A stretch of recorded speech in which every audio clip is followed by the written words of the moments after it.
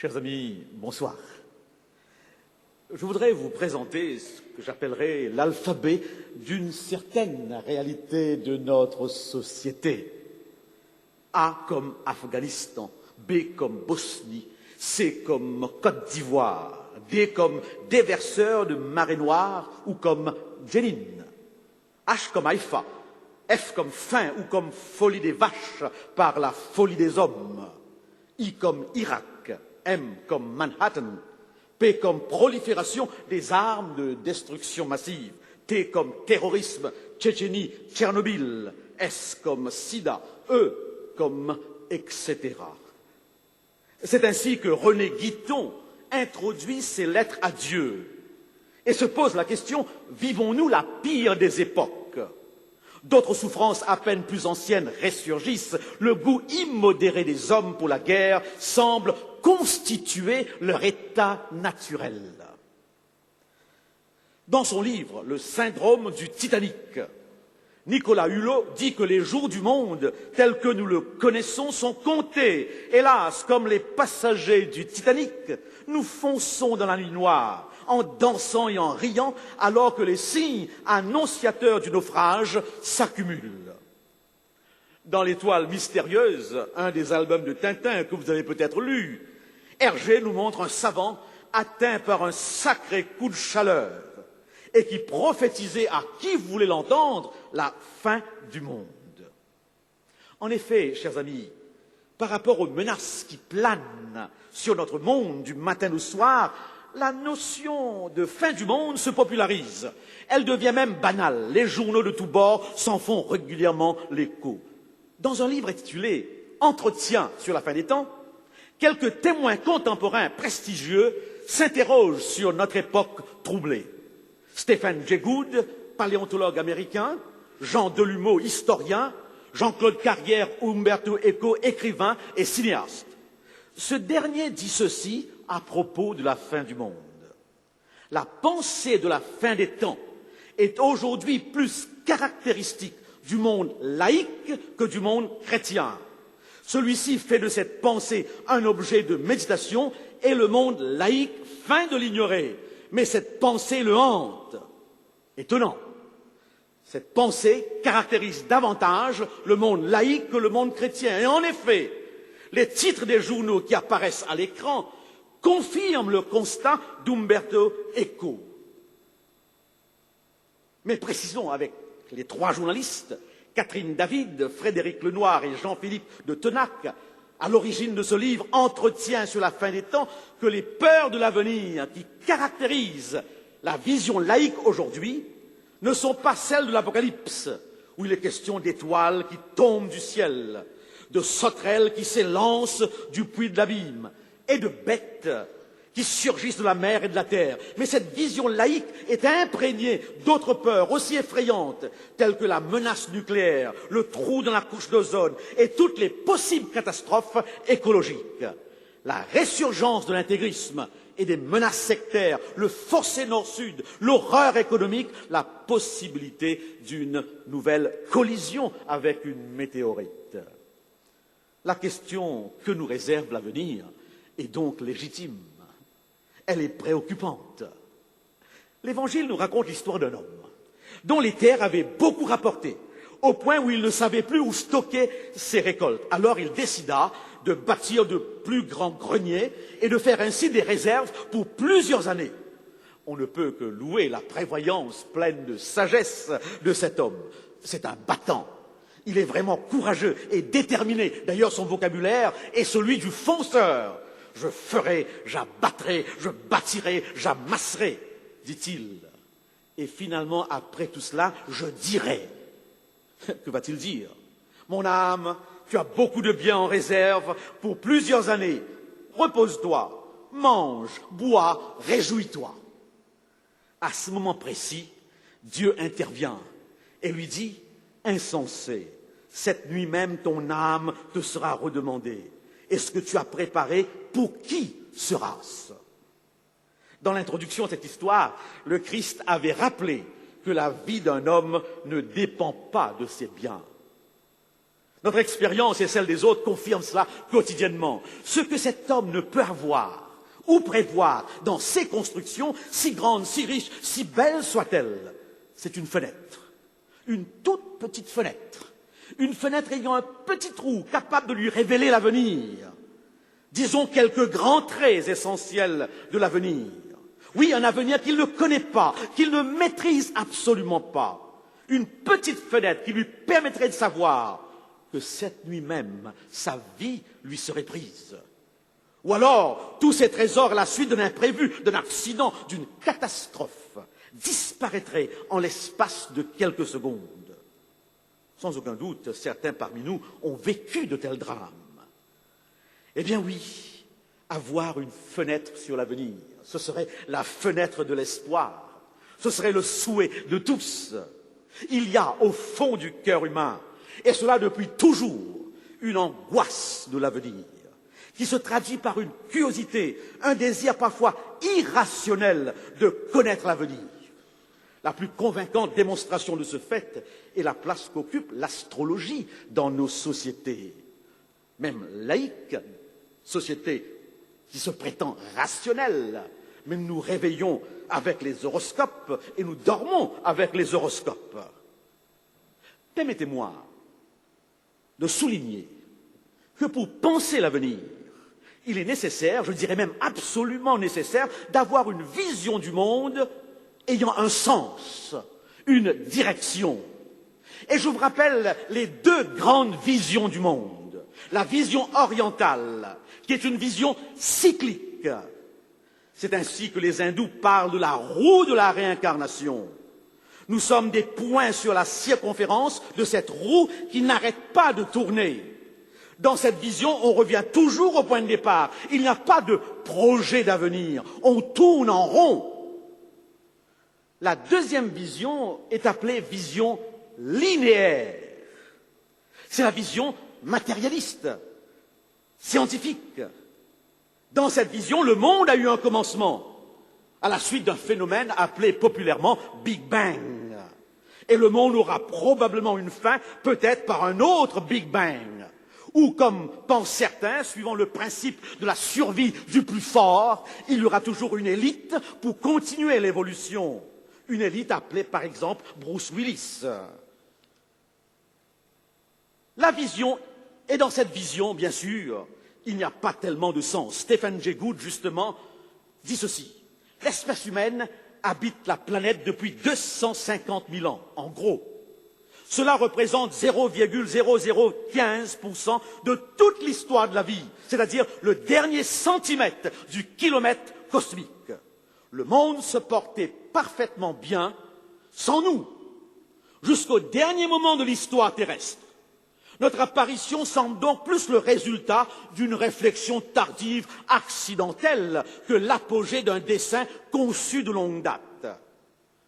Nous sommes donc sur Terre par accident, suivant le professeur. Nous n'avons aucune signification intrinsèque. Nous devons nous-mêmes trouver des réponses à notre vie ou lui donner après coup un sens. Cette vision est cynique. Et le professeur ajoute en disant « Mais d'un point de vue planétaire, les bactéries sont plus importantes que nous. Du point de vue de la Terre, alors que les bactéries sont là depuis 3,5 milliards d'années, pourquoi se préoccuper d'une espèce bizarre qui n'est là que depuis 200 000 ans?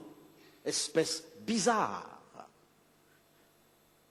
Je me rappelle de cette histoire juive qui nous rappelle l'humilité que nous devrions avoir par rapport à la création. Eh bien oui, dit cette histoire, nous avons été créés le 6e jour pour que nous puissions toujours penser que les moustiques sont venus avant nous. Venons à la vision monothéiste, chrétienne. Dans cette vision, comme c'est la vision, n'est-ce pas, du matérialisme, le monde, cette vision est linéaire. C'est-à-dire le monde a eu un commencement. Au commencement, Dieu créa. Le monde a eu une cause intelligente au départ. Mais il y aura aussi une fin appelée fin du monde, fin des temps, fin du temps, qui sera suivie d'un recommencement, c'est-à-dire de nouveaux cieux et une nouvelle terre. Le monde n'évolue donc pas par hasard, il est dirigé, il a un sens. Dieu est présent dans le monde et Dieu dirige le monde. Nous n'avons pas toujours cette impression, je l'avoue, je dois le reconnaître, mais c'est une affirmation absolue de la Bible. Et c'est pour cette raison que nous pouvons poser la question à Dieu ce soir, que nous réserve l'avenir? Je vous présente 2 textes à ce sujet. Le premier, nous le trouvons dans Ésaïe 44 et le verset 6 à 7.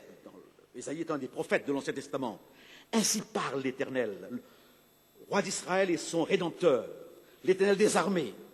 Je suis le premier, je suis le dernier, et hors moi, il n'y a point de Dieu. Qui a, comme moi, fait des prédictions? Qu'il le déclare et me le prouve. Depuis que j'ai fondé le peuple ancien, qu'il annonce l'avenir et ce qui doit arriver. Un deuxième texte. Souvenez-vous de ce qui s'est passé dès les temps anciens, car je suis Dieu. Et il n'y a point d'autre. Je suis Dieu et nul n'est semblable à moi. Et à quel niveau se situe la différence? J'annonce dès le commencement ce qui doit arriver, et longtemps d'avance ce qui n'est pas encore accompli. Je dis, mes arrêts subsisteront, j'exécuterai toute ma volonté. C'est moi qui appelle de l'Orient un oiseau de proie, d'une terre lointaine un homme pour accomplir mes desseins. Je l'ai dit, je le réaliserai, je l'ai conçu, je l'exécuterai. Le Dieu de l'avenir. Et vous comprenez pourquoi dans la Bible il y a environ 1000 prophéties. Des prophéties qui touchent Israël. Des prophéties qui touchent les nations autour d'Israël, des prophéties qui touchent le Christ, qui est le centre même de la prophétie, et des prophéties qui touchent notre monde. Et ne soyez pas étonnés donc que la Bible nous invite à accorder une importance aux prophéties. C'est l'apôtre Pierre qui nous lance cette invitation.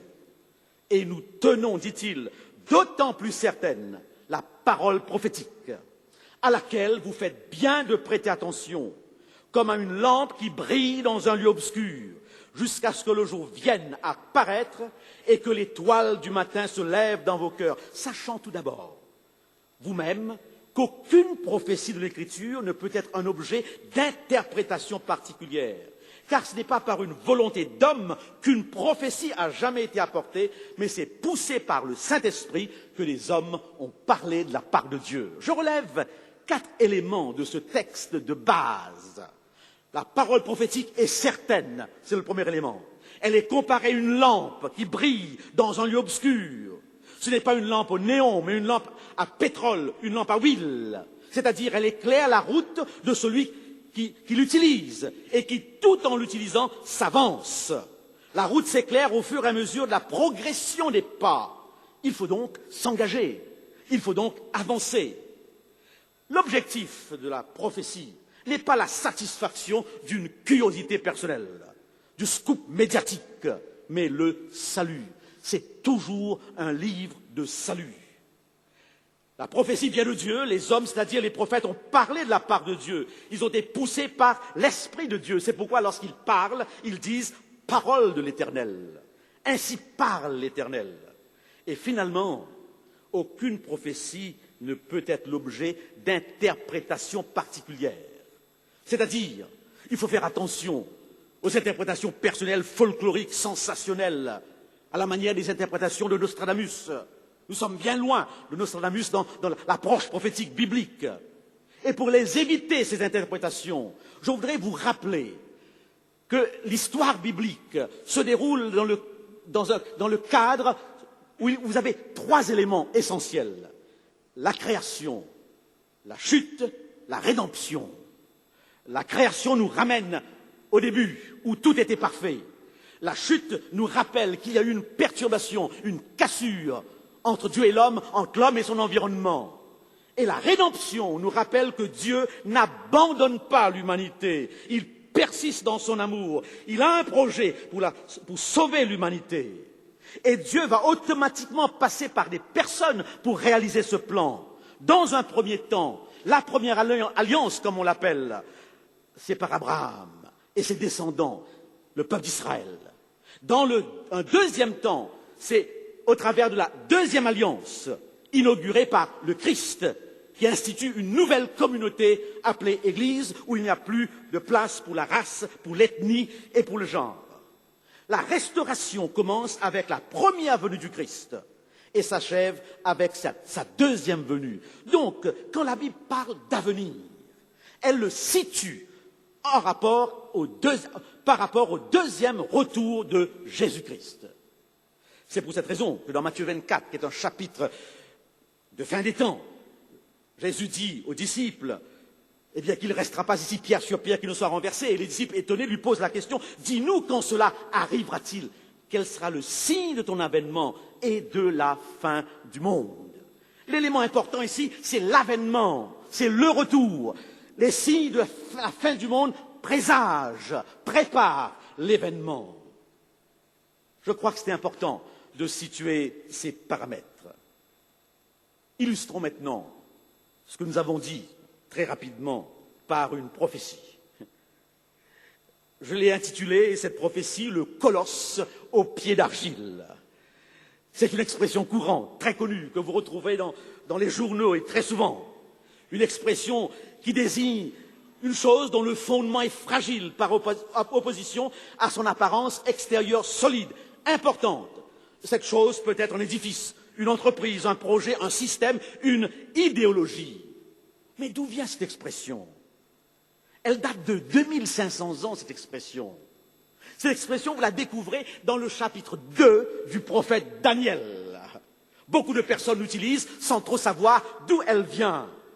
Elle vient donc d'une prophétie que nous allons ensemble voir. Ce chapitre 2 est frappant par sa signification temporelle aussi bien que par sa signification spirituelle. Et aussi parce que vous avez une prophétie présentée d'une manière très simple, avec le code d'interprétation. Nous n'avons absolument rien à inventer. Il faut tout simplement considérer l'histoire pour voir si cette prophétie a du poids. Nous sommes en 603 avant notre ère. Sur l'Empire babylonien régnait un roi du nom de Nebuchadnezzar dans la Bible, mais qu'on appelle aussi Nabuchodonosor. Depuis la guerre de l'Irak, on est habitué avec ce nom. La puissance de ce roi est incontestée. Et pendant une nuit, il reste éveillé, et au petit jour, son esprit est agité, parce qu'il a eu un songe, il a eu un rêve. Et de tout temps, les gens ont pensé que les songes et les rêves ont une signification. Mais il n'arrive pas à se souvenir de ce rêve. Alors il fait venir ses magiciens, ses astrologues, mais eux non plus n'y arrivent pas. Et alors les magiciens vont même lui dire, il n'y a personne qui puisse te dire, ô roi, l'explication de ce songe, sauf les dieux qui ne sont pas parmi les hommes. Et le roi entre dans une vive colère, et il les menace de mort. Et il va même jusqu'à leur dire que vous cherchez un moyen de me tromper, vous cherchez un moyen de falsifier les choses. Il y avait à ce moment-là, de la cour de Babylone, quelques jeunes juifs. Un s'appelait Daniel, et il avait 3 compagnons. Et eux aussi étaient considérés comme des sages à Babylone. Et le représentant de Nebuchadnezzar s'est présenté à eux. Et alors Daniel a demandé aux représentants du temps. Et pendant ce temps, avec ses amis, ils ont prié Dieu, et Dieu leur révéla le secret de ce songe. Ils se sont présentés devant le roi en disant clairement, lorsque tu t'es couché, tu t'es mis à penser à l'avenir, alors celui qui révèle les mystères t'a montré ce qui arrivera. Tu pensais à l'avenir. Donc c'est une vision qui concerne l'avenir, nous sommes là bien clairs. Le texte même le dit. C'était quoi ce songe? Le songe du roi concerne donc l'avenir. C'est une évidence. Dans son songe, Nebuchadnezzar vit une statue grande, immense et d'une splendeur extraordinaire. Elle était debout, il y avait un aspect terrible. Sa tête était d'or, sa poitrine et ses bras étaient d'argent, son ventre et ses cuisses étaient d'airain, ses jambes et ses pieds en partie de fer et en partie d'argile. Tout à coup, d'une manière imprévisible, une pierre se détacha sans le secours d'aucune main. Elle frappa les pieds d'argile de la statue et les mit en pièces. Alors le fer, l'argent, l'or furent brisés ensemble et devinrent comme la balle qui s'échappe d'une aire en été, et le vent les emporta et nulle trace n'en fut trouvée. Nous comprenons pourquoi Nebuchadnezzar fut agité. Si nous pouvons déterminer le point de départ de la signification historique de cette vision, on comprendra tout de suite son point d'aboutissement. On pourra le situer dans le temps. Et Daniel nous donne le code. Il nous dit au chapitre 2 et le verset 33, « Ô roi, c'est toi la tête d'or. » Donc Nebuchadnezzar ou Nabuchodonosor est la tête d'or. Un métal représente un royaume. Il y a 4 métaux, donc nous sommes en présence de 4 royaumes. 4 royaumes sont prévus. Et ils sont de force inégale. Et après, un cinquième royaume se présente, et il est dit que dans le temps de ces rois, le Dieu des cieux suscitera un royaume qui ne sera jamais détruit. Voilà donc, nous avons déterminé, si vous voulez bien, en une seule phrase, une seule ligne, la direction de cette prophétie. 4 royaumes et un cinquième qui vient.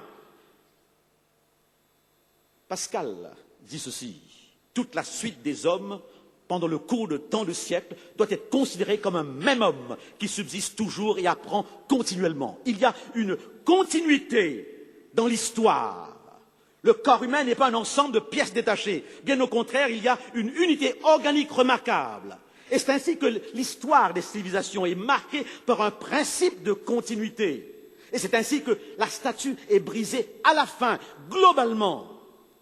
Les adjectifs utilisés pour dépeindre cette statue sont immense, splendeur extraordinaire, aspect terrible.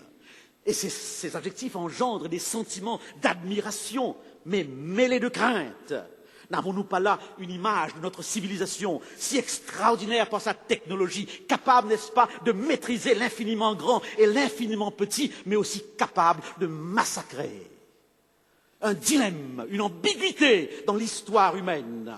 Et cet aspect, n'est-ce pas, de violence, de pouvoir destructeur, donne à la statue un aspect terrible. Cette statue part de l'or et s'achève avec de la boue. Dans la perspective divine, la marche de l'humanité est décroissante, descendante, elle n'évolue pas. Si elle évolue technologiquement, elle n'évolue pas moralement. L'homme reste ce qu'il est. Il nous paraît toujours comme un colosse aux pieds d'argile. Les dominations sont finalement limitées à 4. Et quelles sont ces dominations? Très rapidement, l'empire babylonien, suivi de l'empire médo-perse, suivi de l'empire grec et suivi de l'empire romain. Et ensuite, nous dit la prophétie, il y a un ensemble de nations qui constituent les piliers de la statue. Le premier commentateur de cette prophétie est un certain Hippolyte qui vivait au IIe siècle alors que l'Empire romain était à son apogée. Et voilà donc son explication. Comment donc, en ces événements prédits autrefois par Daniel à Babylone, ne reconnaîtrions-nous pas ce qui de nos jours est en train de s'accomplir dans le monde? À cette époque régnaient les Babyloniens. Ils étaient la tête d'or de la statue. Après eux, les Perses furent les maîtres pendant 245 ans, ce qui prouve qu'ils représentent l'argent. La domination passe ensuite aux Grecs pour 300 ans. À partir d'Alexandre de Macédoine, c'est l'airain. À ceci succèdent les Romains, c'est-à-dire les jambes de fer de la statue, puisqu'ils sont forts comme le fer. Puis viennent les doigts de pied qui indiquent les démocraties futures qui se sépareront les unes des autres comme le sont les doigts de la statue composée de fer d'argile. Intéressant de constater qu'Hippolyte, qui vivait au temps de l'Empire romain, eh bien, annonce l'arrivée de démocraties futures.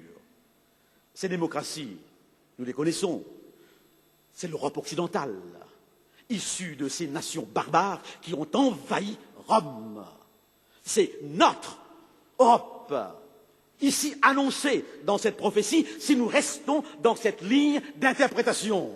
Et jusqu'alors, l'interprétation colle à l'histoire. Et alors, il y a un élément particulier. Ce royaume est en partie fort et en partie faible. Ces nations s'allieront par toutes sortes d'alliances, les jeux des alliances, politiques, religieuses, que sais-je. Mais ils ne seront point unis. Il y a là un verdict. Ils ne seront point unis. De même que le fer ne s'allie point avec l'argile. Mesdames et messieurs, chers amis, les tentatives de refaire l'hégémonie européenne ont été nombreuses. De Charlemagne à Hitler, la hantise d'un empire universel a été obsédante. Avec arrogance, certains de ses conquérants croyaient qu'ils y arriveraient. Hitler, semble-t-il, disait 60 jours avant sa mort, « J'ai été la dernière chance de l'Europe. » Ils ne seront point unis.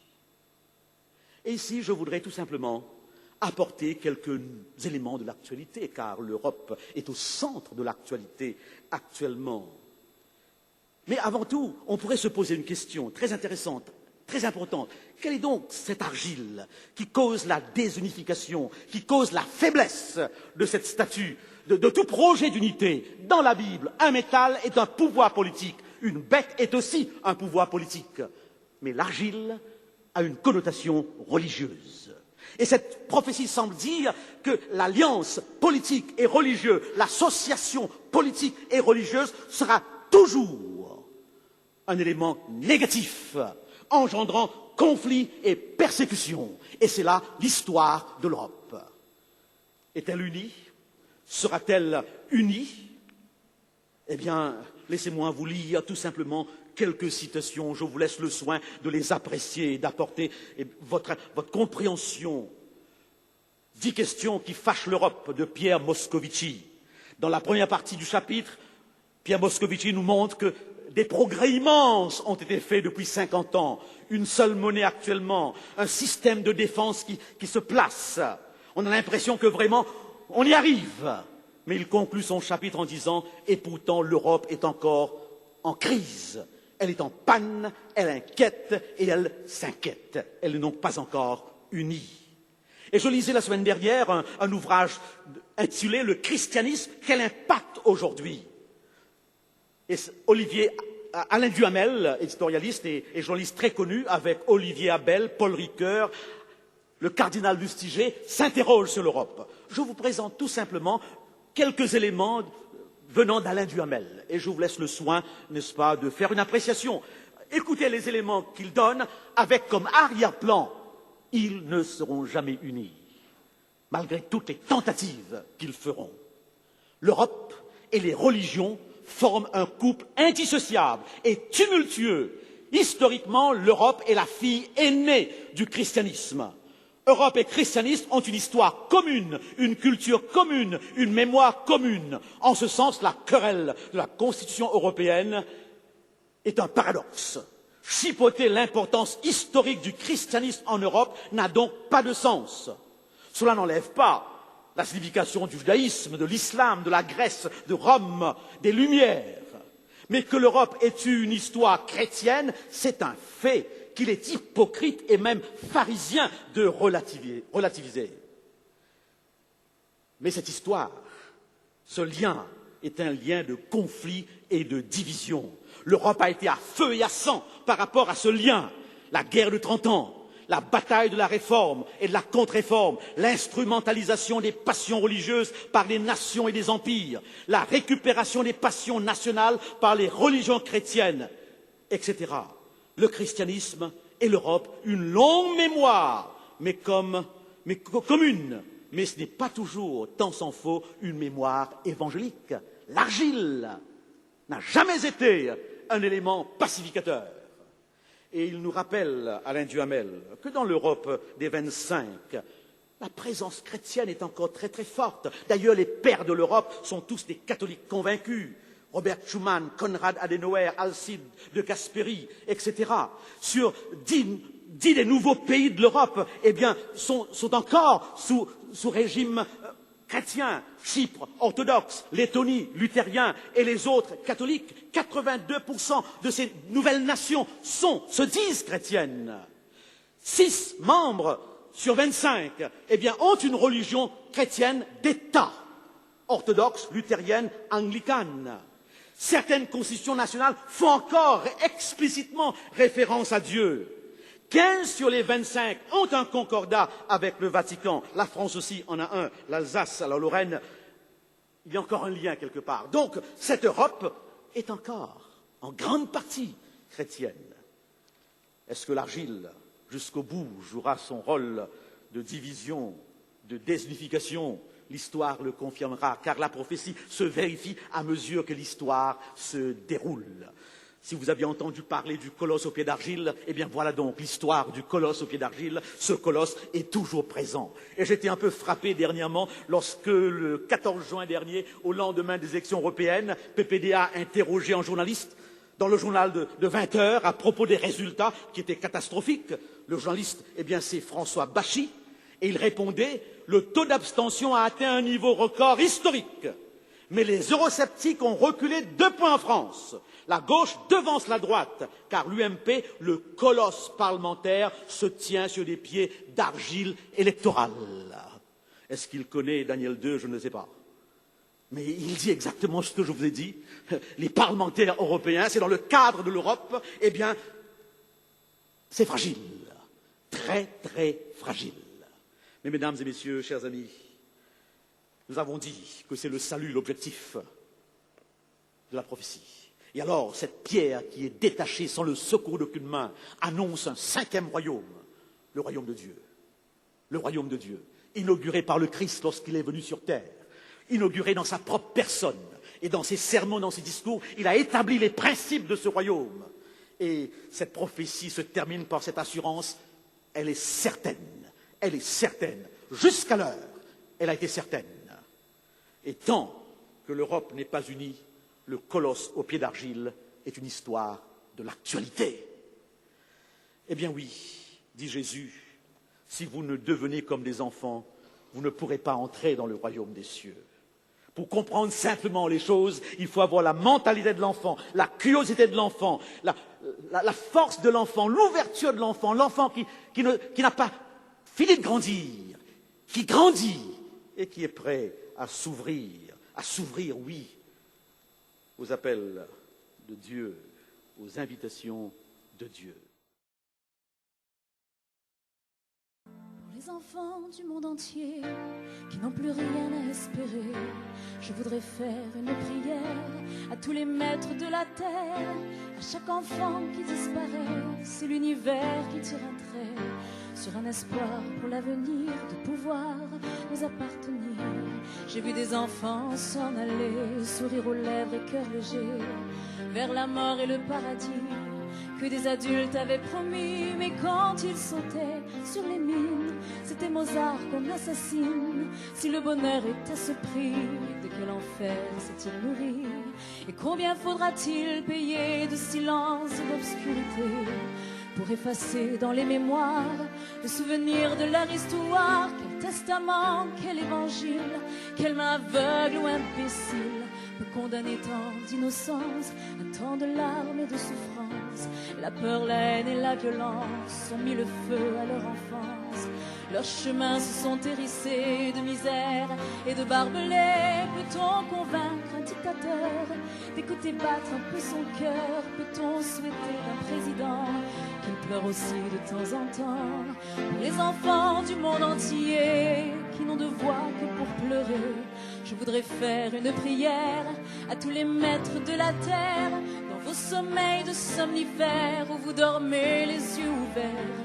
Laissez souffler pour un instant la magie de vos cœurs d'enfants, puisque l'on sait de par le monde faire la paix pour quelques secondes, au nom du Père et pour Noël.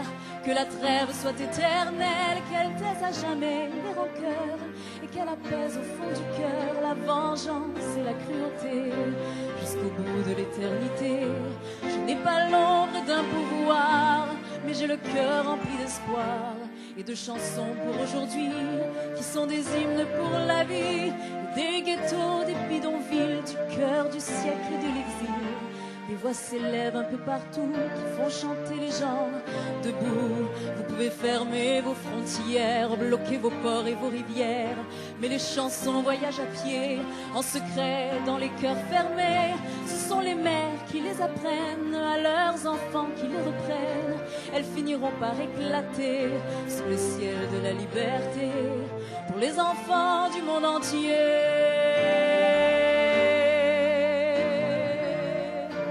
Les enfants du monde entier.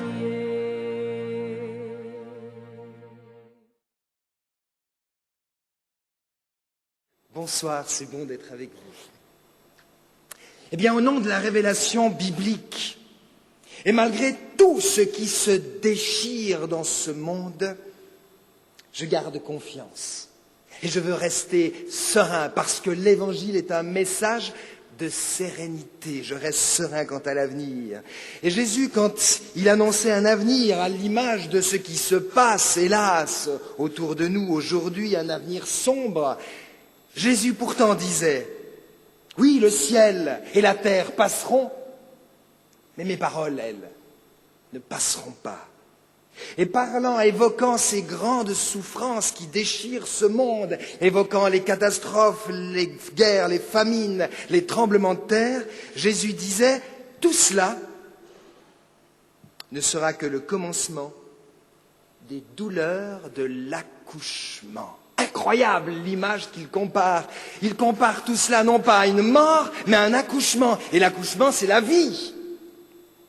Oui, il y a à l'horizon, non pas la mort, non pas la destruction, mais la vie. Voilà la vision de Jésus. Et j'ai choisi d'y croire, et du coup, ma vie prend la couleur même de l'espérance, et je peux avancer. Et c'est ce qui a permis à des gens comme un apôtre Paul, qui a vécu tant de souffrances et qui est mort martyr, comme tous ceux qui l'ont accompagné dans cette aventure.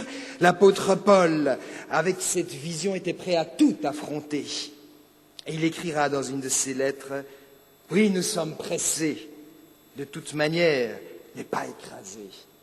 Oui, nous sommes désemparés, mais pas désespérés. Oui, nous sommes persécutés, mais pas abandonnés. Abattus, mais pas perdus. » Ah, j'aime ces nuances. Oui, c'est sûr, c'est pas parce que l'on a choisi de vivre le chemin du Christ que nous sommes avec une assurance tout risque. Oui, les choses sont difficiles aussi bien pour les croyants que les incroyants.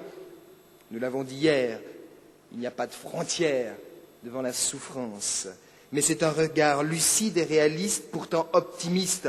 Un chrétien n'est pas l'apôtre de la fin du monde, mais de la fin d'un monde. Et là, il y a une nuance. Il y a la nuance de l'optimisme. Et je ne veux pas avoir un message catastrophique. Il y a un monde à venir que Jésus appelle le royaume des cieux. Un monde qui est déjà en train de germer dans ce monde au présent. Comment décrire ce monde qui germe et qui sera? Alors Jésus nous en parle. Mais il en parle comme un poète. Vous savez, quand il y a des choses impossibles à décrire parce qu'inimaginables, des choses qui dépassent toute la raison, tout l'entendement, eh bien, il n'y a que la poésie pour pouvoir l'appréhender, pour pouvoir la décrire. Les images, les allégories, les paraboles. Oui, Jésus parlait comme un poète. Par exemple, au chapitre 13 de l'évangile de Matthieu, Jésus va donner toute une série d'allégories, de paraboles, 7 tableaux comme un artiste qui peint 7 touches différentes pour exprimer cette réalité qui nous dépasse et incompréhensible et pourtant si belle. Alors, première allégorie qu'il nous donne, Jésus dit, le royaume des cieux est semblable à un semeur, sorti pour semer. Mais un drôle de semeur, un mauvais semeur, un semeur qui sème n'importe où, quel que soit le champ. Ainsi, des semences tombent sur un chemin, très vite les oiseaux viennent et picorent les semences. D'autres tombent dans des endroits pierreux, cela pousse, mais très vite le soleil brûle tout et rien ne pousse. D'autres tombent dans des milieux où il y a des épines et très vite la plante pousse et est étouffée par ses ronces.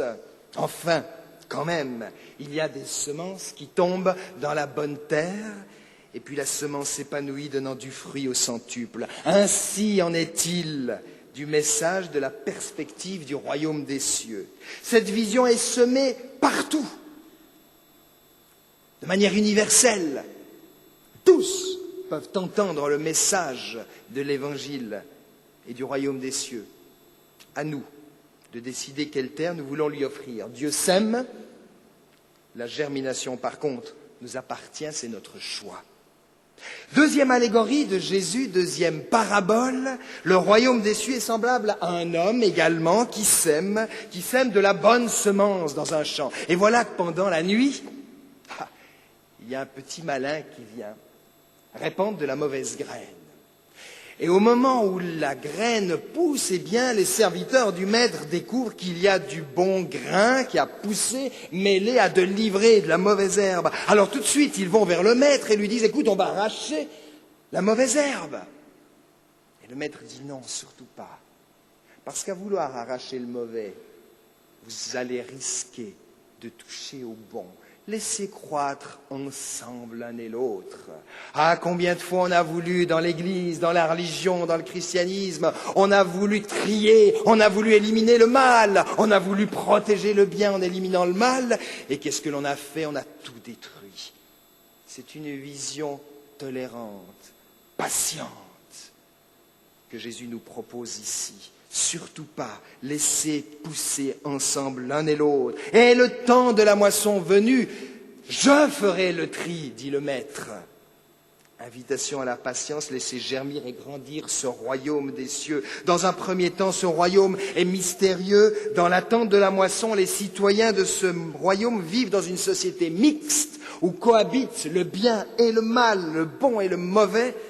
C'est seulement lors de la moisson, événement à venir, qui marquera la fin de cette société mélangée. Ce n'est pas à nous de faire le tri ainsi.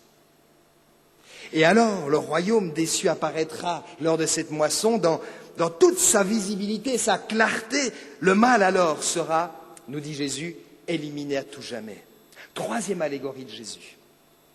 Le royaume des cieux, il aimait la terre, ça se voit dans ses paraboles.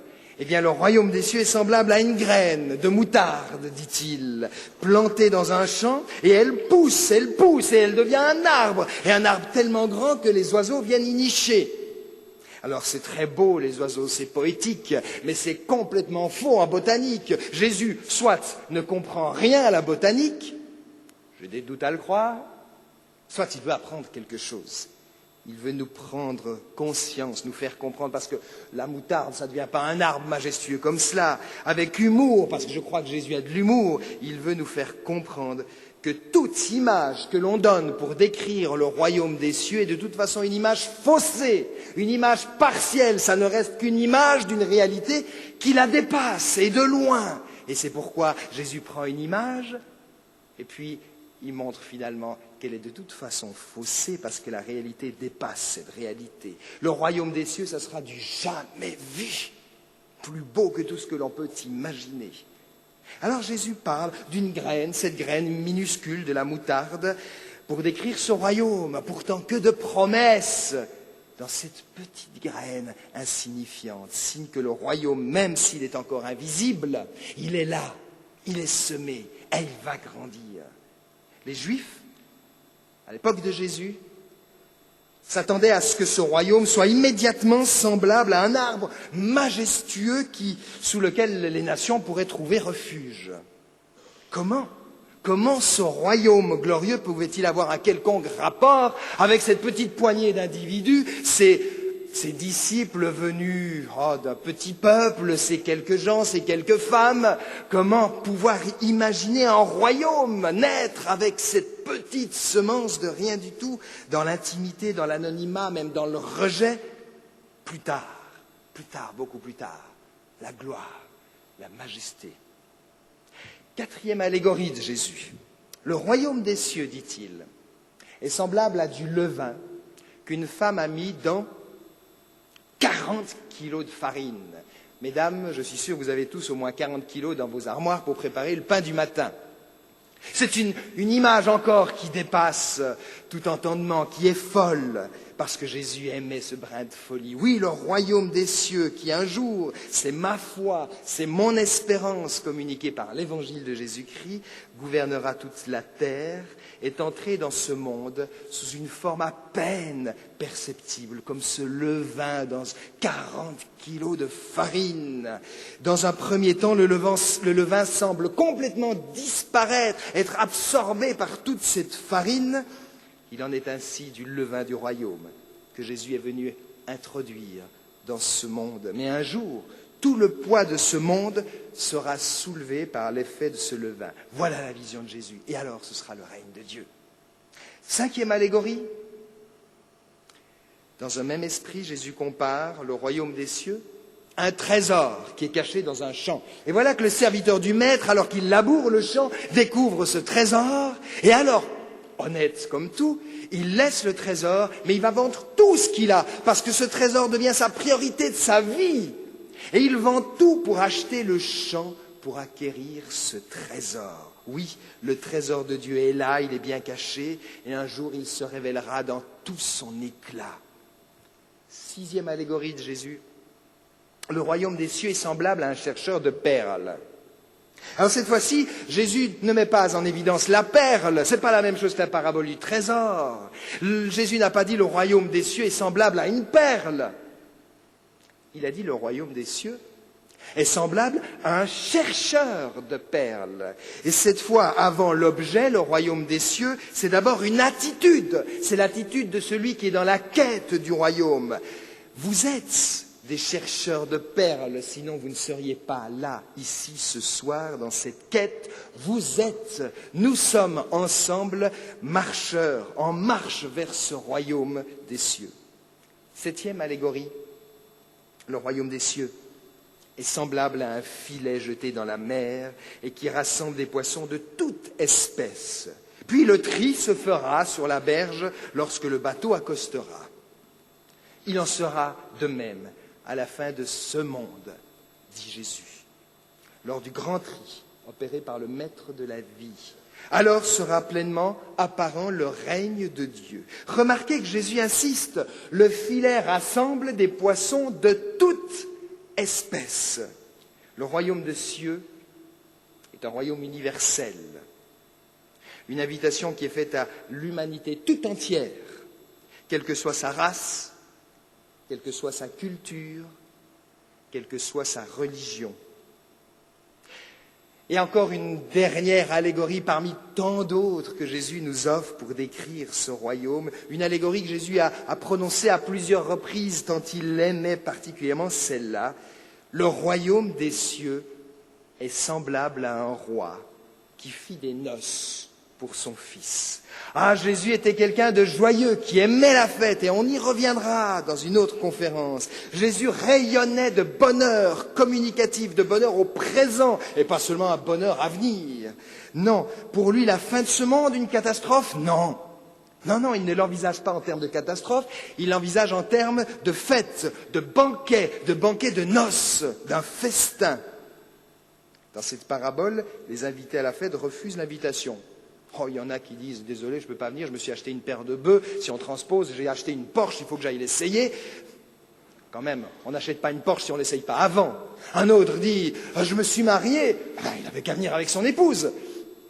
Alors c'est comme cela que le roi propose d'inviter, d'aller sur la place du marché et d'inviter qui veut venir, n'importe qui, le clochard, le pauvre, le riche, le méchant même, dit le texte de l'Évangile. Tous sont les bienvenus. Hélas, Jésus conclut cette histoire avec un brin de tristesse. Il y a beaucoup d'appelés, mais peu d'élus. L'homme offre tant de résistance. Or, il suffit, il n'y a que 2 conditions pour venir à ce festin, pour faire partie de la fête, accepter l'invitation et revêtir l'habit de fête qui est offert, parce que c'était la tradition à l'époque, c'était que le maître des lieux offre un vêtement à tous les invités. Pourquoi ? Eh bien, tout simplement, c'était une forme de grande bavette géante, excusez-moi l'expression, pour qu'ils ne se salissent pas, mais surtout aussi pour que tous soient les mêmes, qu'on soit riche, qu'on soit pauvre, on est tous en habit de fête. Donc, lâcher prise, lâcher notre volonté de pouvoir, de contrôle et d'orgueil. Voilà la seule condition pour être citoyen de ce royaume des cieux. Accepter. C'est pourquoi Jésus disait « Heureux les pauvres en esprit, le royaume des cieux est à eux ». Il n'a pas dit les simples d'esprit, c'est-à-dire ceux qui ont l'esprit d'humilité, qui sentent leur pauvreté spirituelle, pas les propres justes et les orgueilleux. Le royaume est offert, pas question de mérite, mais d'acceptation. C'est fou, et c'est l'Évangile. Alors on a parlé de l'avenir, et pour terminer, j'aimerais évoquer votre avenir, mon avenir, parce que c'est bien beau de parler de l'avenir de ce monde, mais moi, qu'est-ce que je deviens ? Alors un jour, un maître religieux a voulu rencontrer Jésus. Oh, il l'a fait de nuit. Qu'en dira-t-on ? Il est venu de nuit. Il s'appelait Nicodème. Et voilà que à ce maître religieux, Jésus a dit « Tu peux naître de nouveau ». Oui, je te le dis, si quelqu'un ne naît pas de nouveau, il ne peut pas voir ce règne de Dieu. Jésus ouvrait à cet homme, déjà maître religieux d'un certain âge, cet homme installé dans la foi, dans la religion et dans ses idées, Jésus lui offrait un avenir possible en lui offrant un nouveau présent. Quelqu'un a dit, aujourd'hui est un cadeau, c'est pour ça qu'on l'appelle présent. Alors c'est merveilleux. Dieu ne me voit pas figé par mon passé, quel que soit mon âge, quel que soit mon parcours de vie. Il m'offre un présent, il m'offre une page nouvelle, une page blanche, avec une histoire à réécrire qui prolonge ses branches jusque dans l'éternité même du royaume de Dieu. Alors Nicodème, ce maître religieux, joue le grand naïf, qu'il n'est sans doute pas, et il lui dit, mais comment un homme peut-il naître? Faut-il rentrer de nouveau dans le ventre de sa mère? C'est difficile d'accepter le message fou que quel que soit mon parcours, il n'est pas achevé et qu'il n'est pas figé. Et c'est alors que Jésus va rajouter, pour terminer, ces paroles mystérieuses. Le vent souffle où il veut. Tu l'entends. Tu ne sais pas ni d'où il vient ni où il va. Ainsi en est-il de tous ceux qui sont nés de l'Esprit. Invitation à accueillir le présent, sans l'encombrer, en cherchant absolument ou à dénouer les nœuds de notre passé. Parfois on passe une vie entière à essayer de dénouer notre passé et du coup on n'a plus de présent. Ou alors, notre présent est encombré par le stress et l'angoisse pour essayer de dénouer notre avenir et de le comprendre et de se projeter dans l'avenir. Et Jésus dit, attends, stop, le vent il ne sait pas ni d'où il vient ni où il va, mais il est là. Alors accueille ce présent, accueille cette grâce. Nous sommes ensemble, je le vis comme un cadeau d'être avec vous. Nous sommes là, c'est une grâce, c'est la grâce de Dieu. Quel cadeau de nous inviter ainsi à la sérénité, au lâcher-prise et à la confiance. Laissez Dieu accomplir en moi son avenir et le lui abandonner dans la confiance. C'est pourquoi Jésus disait, donne-nous notre pain de ce jour. Pas demain, ce jour.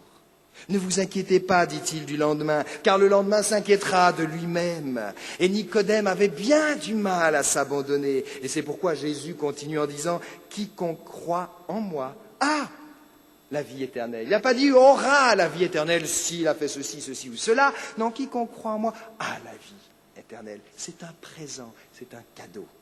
C'est le futur de Dieu déjà au présent. Et il conclut, car Dieu a tant aimé le monde qu'il a donné son Fils unique pour que quiconque met sa foi en lui ne se perde pas, mais ait la vie éternelle. Dieu, en effet, n'a pas envoyé son Fils dans le monde pour juger le monde, mais pour que par lui le monde soit sauvé. Celui qui met sa foi en lui n'est pas jugé. Ah, j'aime ce mot, ce quiconque, qui nous englobe tous, c'est-à-dire n'importe qui. Quel que soit, j'insiste, mon parcours, mon sentiment de petitesse, Dieu offre en Jésus-Christ un présent. Alors, mon avenir, j'y crois. Et vous?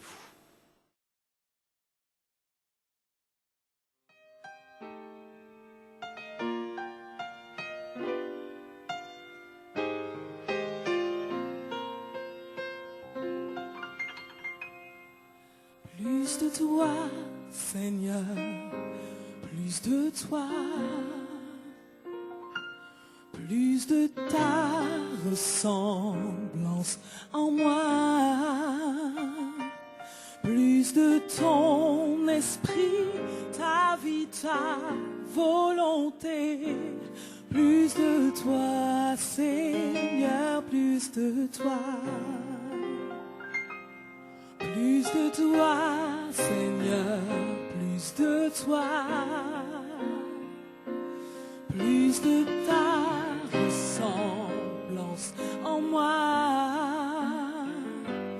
plus de ton esprit, ta vie, ta volonté, plus de toi, Seigneur, plus de toi. Plus de toi, Seigneur, plus de toi, plus de ta ressemblance en moi, plus de ton esprit, ta vie, ta volonté, plus de toi, Seigneur, plus de toi. plus de ton esprit, ta vie, ta volonté, plus de toi, Seigneur, plus de toi, plus de ton esprit, ta vie, ta volonté, plus de toi, Seigneur, plus de toi. Tout ce que je veux, c'est t'aimer. Tout ce que je veux, c'est t'adorer. Mon plus grand désir, c'est de rester à tes pieds. Et j'élève mes mains vers le ciel. Que ton feu descende sur moi. Rallume ton feu